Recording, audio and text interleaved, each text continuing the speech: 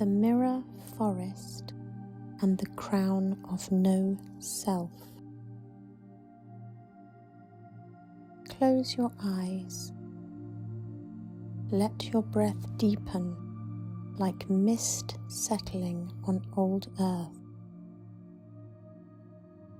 The world around you fades, like a curtain drawing back to reveal a space that has always been here, behind and beneath everything you've known.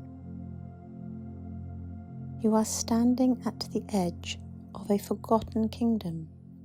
It is twilight, neither day nor night, and the sky has a golden blue hue that seems to hum softly in your chest. The air smells like stories, like something ancient, paused. Before you lies a crumbling realm, a once glorious inner world that has fallen into stillness. The towers of old strengths lie broken. The gardens of joy are overgrown with ivy. The river of feeling runs shallow now, nearly dry. You are the only one here, or so it seems. You do not know how you arrived here, only that something inside you brought you back. A faint memory, perhaps, a dream, a voice, and then there it is. A black crow lands on a twisted branch just above your head. Its eyes are not the eyes of a bird. They are deep and silvered like a well. It watches you without blinking, then speaks, not in words, but with a feeling that drops fully into your chest. It is time. You feel it as truth. No explanation needed. From under its wing, the crow drops something glinting. You bend to pick it up. It is a shard of mirror, cracked, but still reflecting. You see your face, but it is not quite your face. There are eyes that look older than you remember, wiser, sadder, fiercer. The crow caws once more and flies towards the edge of a dense, dark forest. Something in you resists. You feel a tightening, bracing, a pulling back.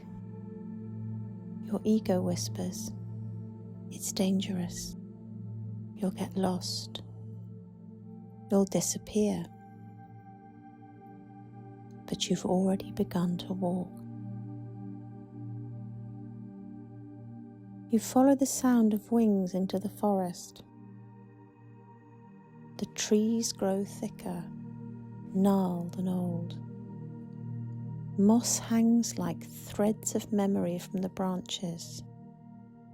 And the further you go, the quieter the world becomes.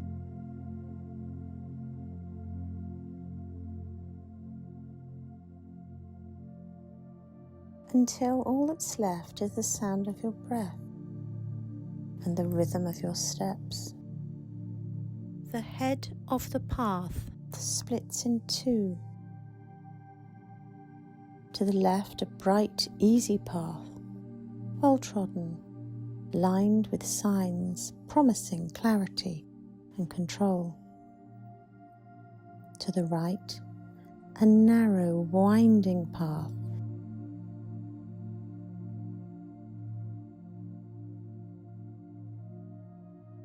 leading into shadow, lit only by faint flickering lanterns swaying in no wind. You know without knowing that the path is to the self, and it does not lie in certainty. You turn right. You come to a gate made of woven silver roots. Two figures emerge on either side. One is cloaked in white and carries a scroll. The other in black, holding a mirror. They speak in unison. To enter the mirror forest, you must abandon certainty. What is your name? You answer with your name. They shake their heads. That is not who you are. Who are you without your story, your roles, your pain, your success? Silence. You search for an answer, but none comes. And then, without effort, you say, the only true thing. I don't know. The two figures nod. The mirror glows and the gate opens. Pass through. You have now crossed the first threshold. Ahead lies a mirror forest, a place where the forgotten parts of you still live. Some weep, some rage, some wait in silence dreaming of return. Some guard treasures you thought you had lost forever. This journey is not to fix or control. It is to listen, to witness, to feel, to allow, to become whole. Not by becoming more, but by meeting what you have abandoned and letting the self weave it back into unity. You walk forward. The forest breathes, and so it begins.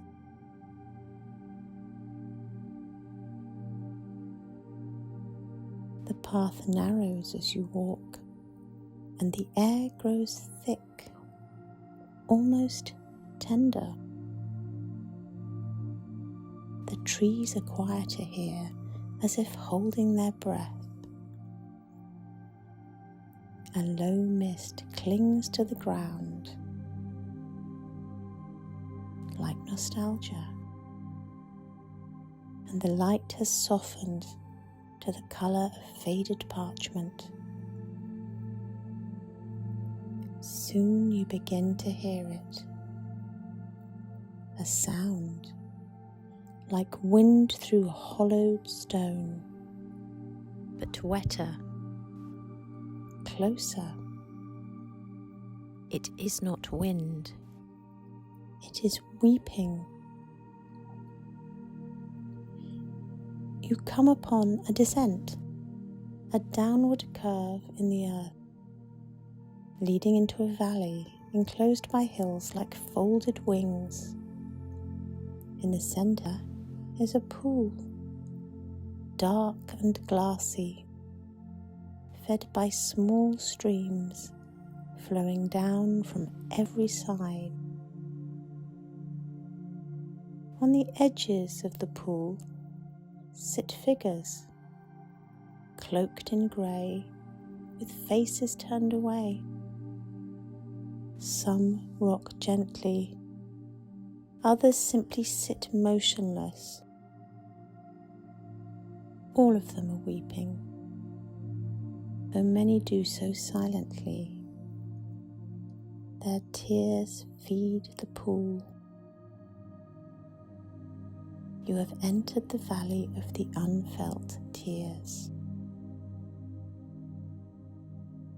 An old woman stands at the edge of the path, holding a long staff covered with carved faces.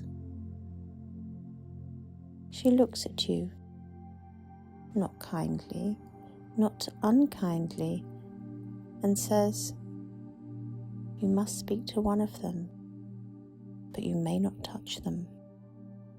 You must listen. They do not speak with words, they speak with grief."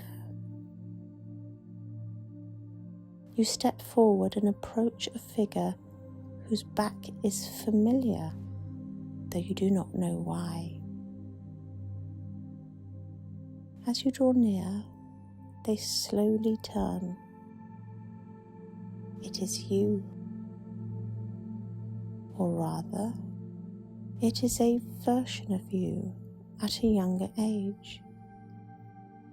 Eyes rimmed red, shoulders heavy, but the mouth is sewn shut with silver thread.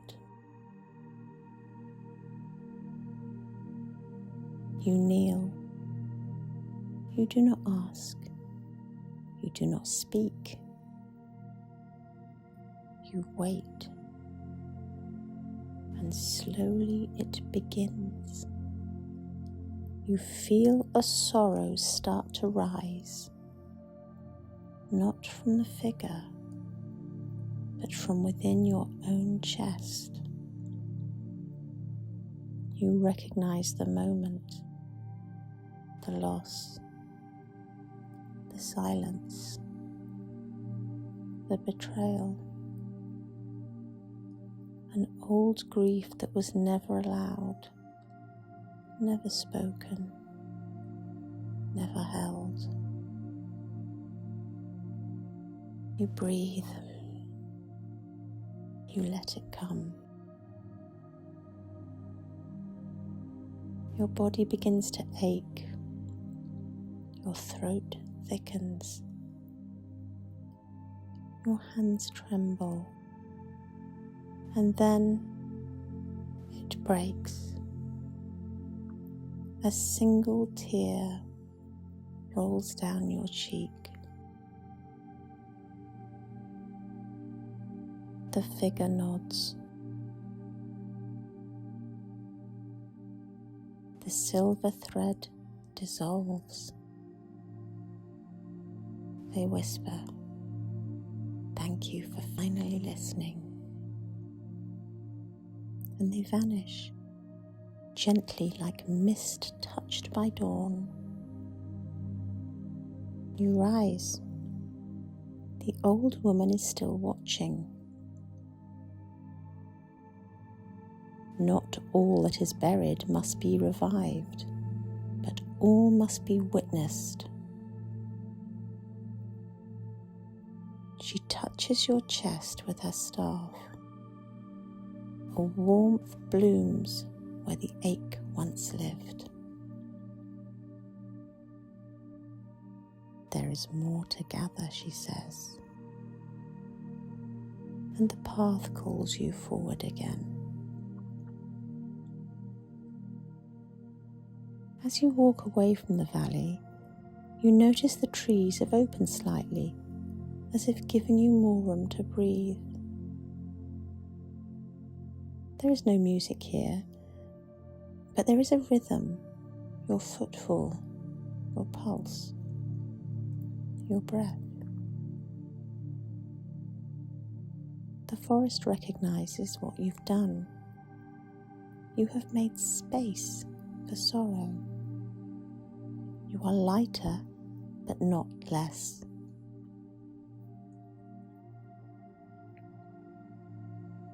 The forest path curves upwards now, winding through tall cypress trees whose trunks shimmer faintly.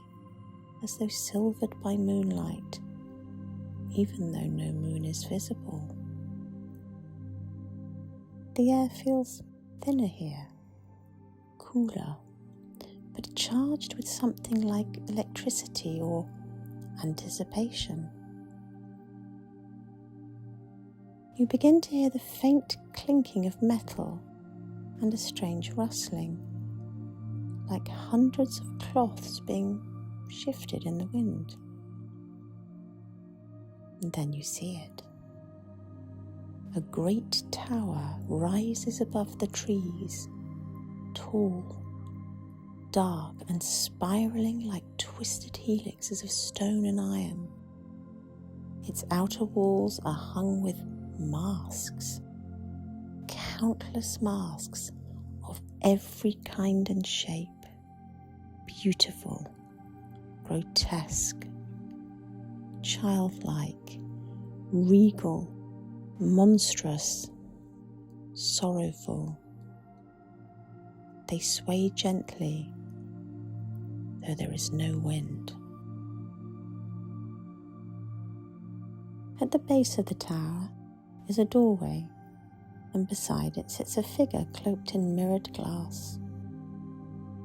You cannot see their face. They do not speak, but gesture for you to enter. You cross the threshold. Inside the tower is hollow and spiraling, lit by torches that cast long shadows on the walls. Every few steps a mask appears, floating in the air before you. As you pass, each mask calls out, not aloud but directly into your mind. Do you remember when you wore me?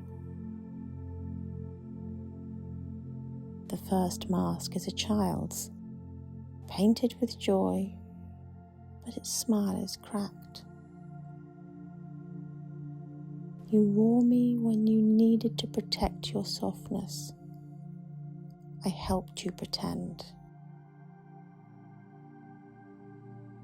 The next is the face of competence, stern, proud, cold-eyed. You wore me when you needed to be respected, but I cost you tenderness. Another still, a clown's, bright and wild. You wore me when you were breaking inside. You laughed so they wouldn't see. Each mask floats beside you for a moment, then drifts into the walls of the tower, becoming part of its spiral. You continue ascending. The tower grows darker, heavier. The air is thick with memories. Finally, you reach the chamber at the top. In the center is a single pedestal, and on it rests the last mask, one made of gold, radiant and majestic. It is labeled the true self, but something about it feels wrong. It gleams too perfectly.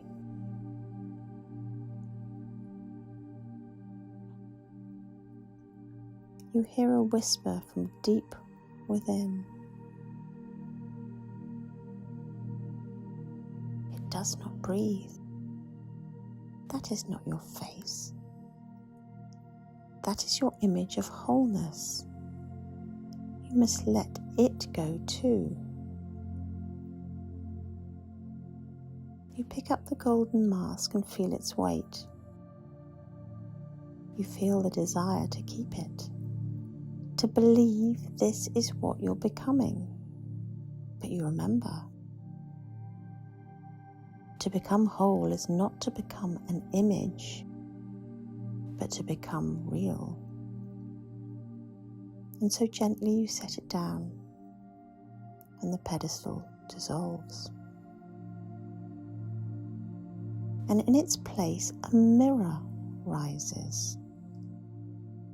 You stand before it. You see not a mask, but a face that is tired, alive, human, unguarded. Your own. And as you descend the tower, the masks on the outer walls begin to vanish, one by one, evaporating into light. And as you step out of the tower and back into the forest, you feel it, a loosening. The old identities no longer grip you. The performances are no longer needed. Something inside exhales, and the path winds on.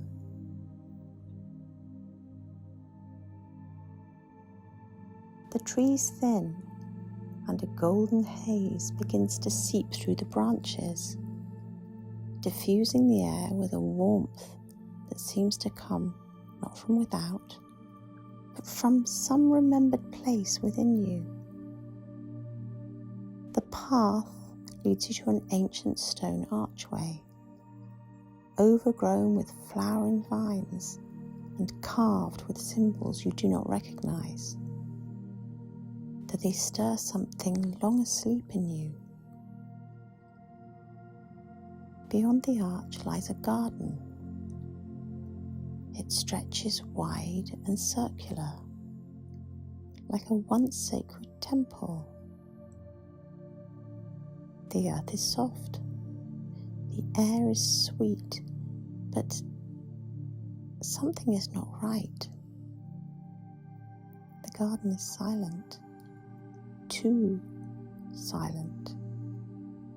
You look closer and realize that the flowers, though bright, are made of paper. The trees bear glass fruit.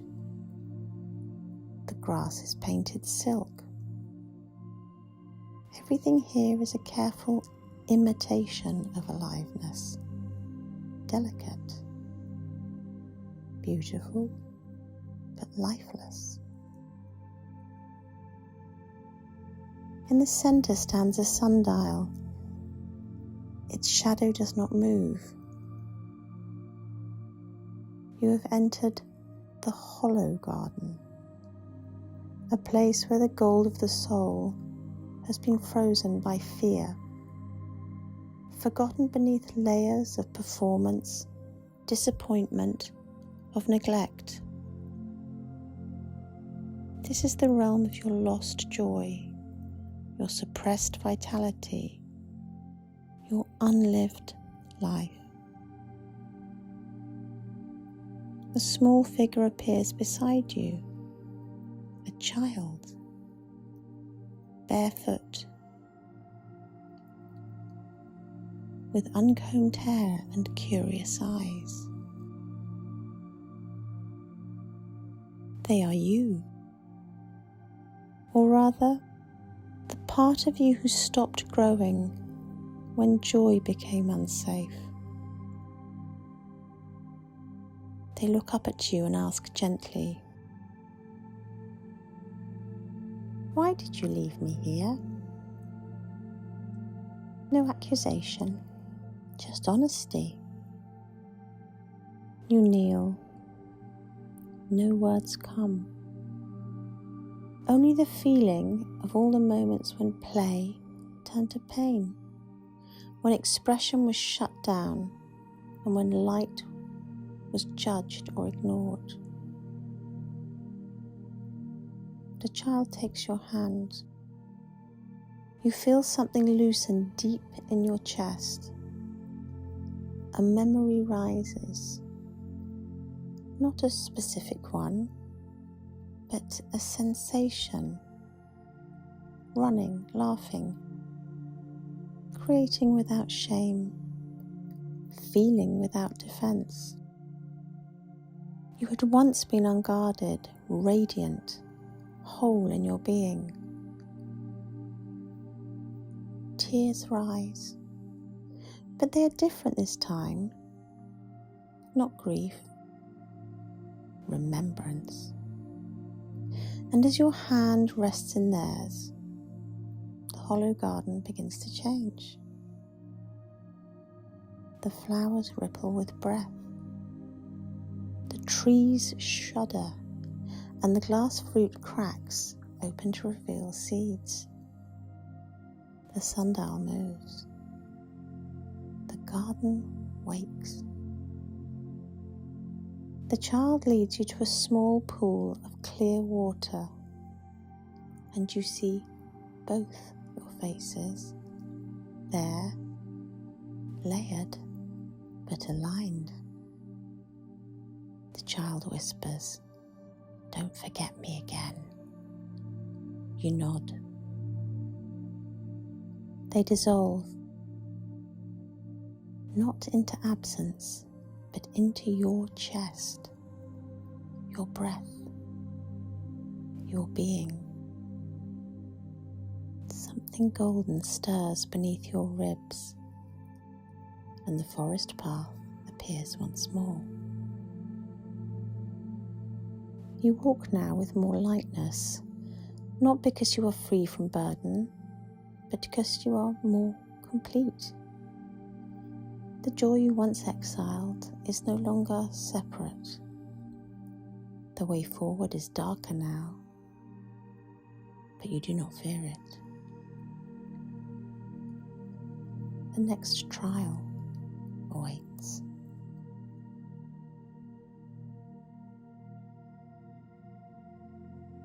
The forest path narrows into stone.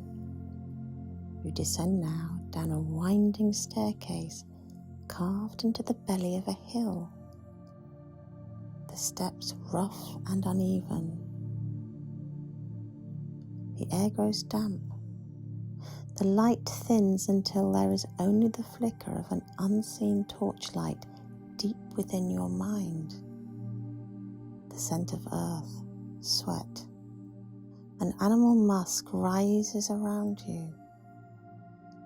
At the base of the descent, a mouth opens, not your own, but the cave's. It is breathing. The entrance is wide and black, lined with roots like gnarled fingers.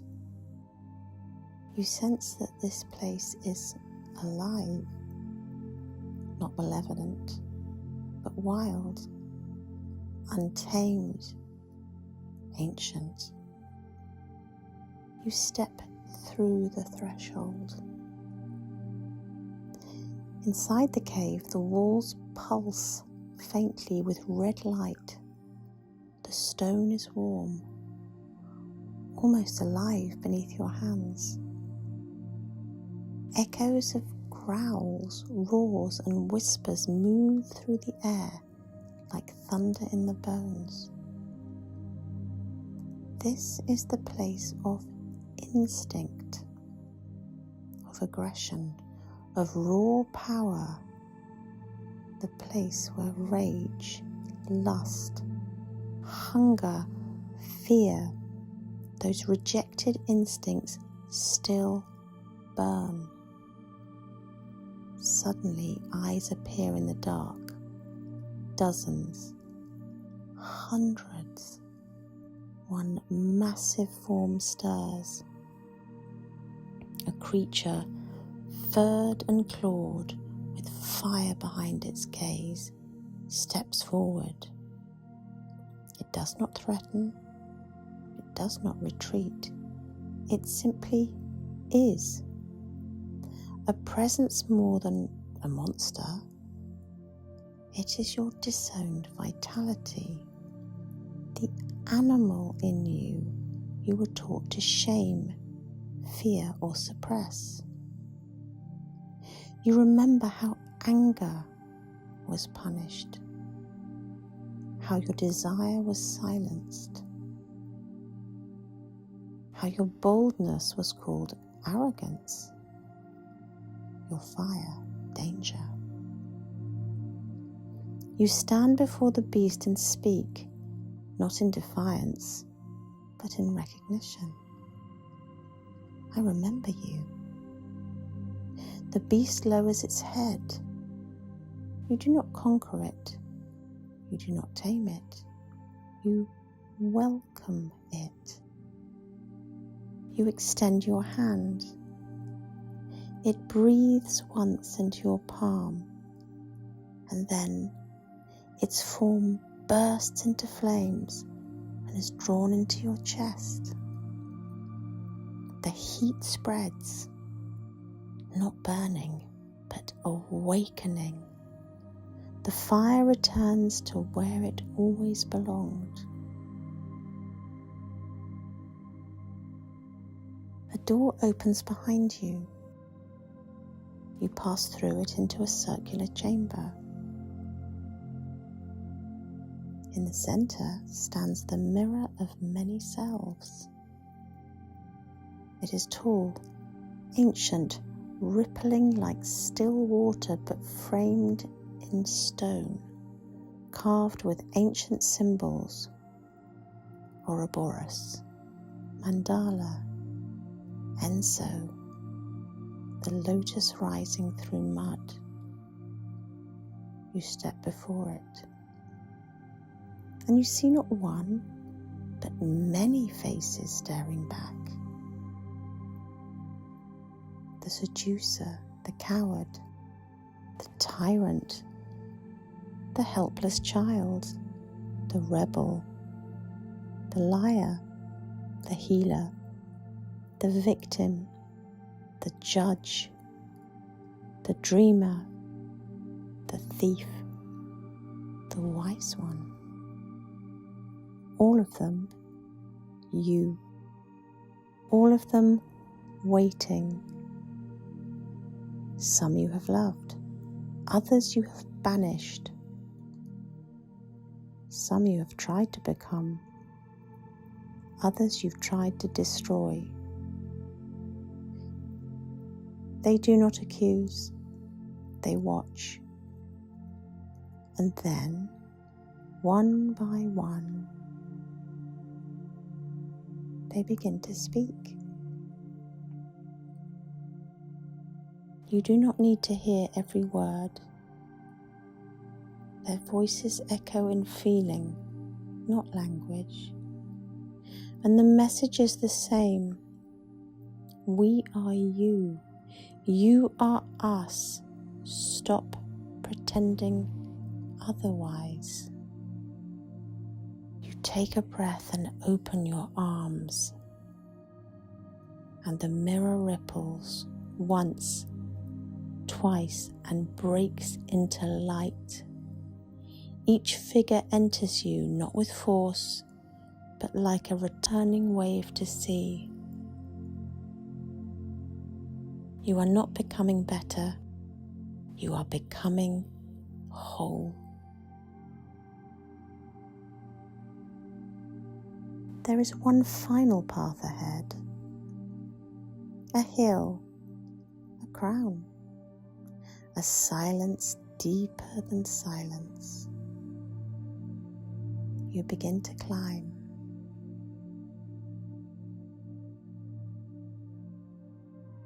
Climb is slow. The air thins. There is no path now, only ascent. Stone underfoot, wind on your face, and above a sky that glows with neither sun nor moon, but a light without source, like the memory of a flame inside the dark. You reach the summit. At the center is a pedestal of white stone, smooth as bone. Upon it rests a crown, not a king's crown, not a crown of power, It is simple, forged of silver and onyx, with no jewels. Etched around its rim are symbols that dissolve when you try and read them. It is inscribed not with identity, but with emptiness.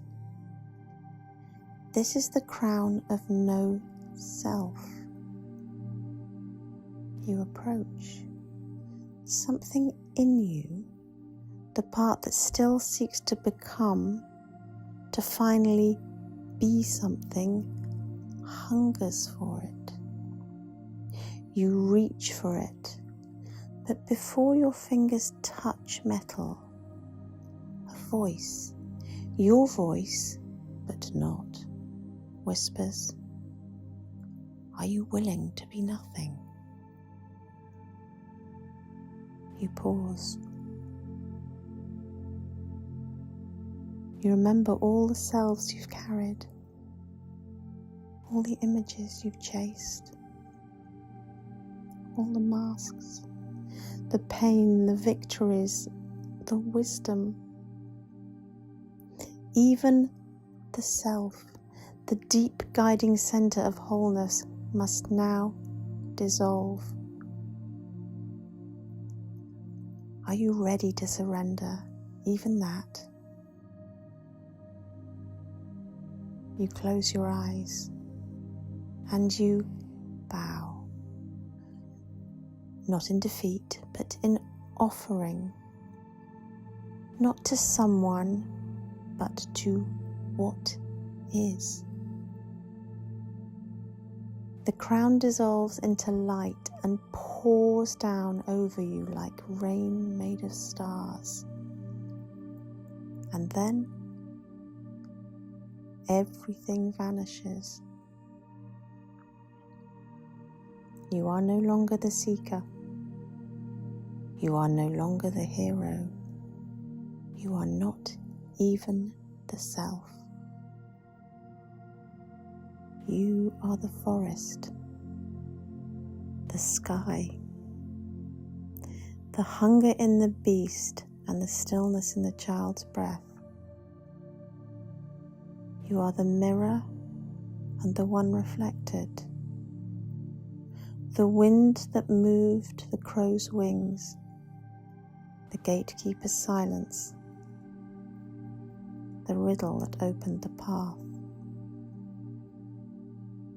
There is no center, no edge. There is only this. The vastness without thought.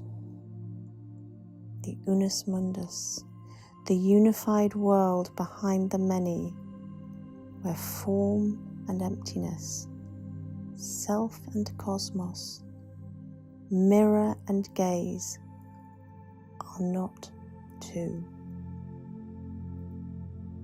And in this moment, there is peace. No insight to record, no meaning to hold, just a field beyond naming. And that is enough. Time,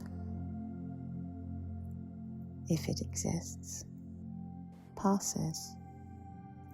A breath begins again. The forest returns, not as trial, but as presence. The path lies behind you, but it is also within you now. Every figure you met still lives in your breath, your body, your being. You feel your feet again. You feel the world again. You feel yourself. But something is different. Not heavier, not lighter, just truer. You return not as the same self, not even as the integrated self, but as the one who is seen through the self and still walks gently through the world, human, whole, and awake.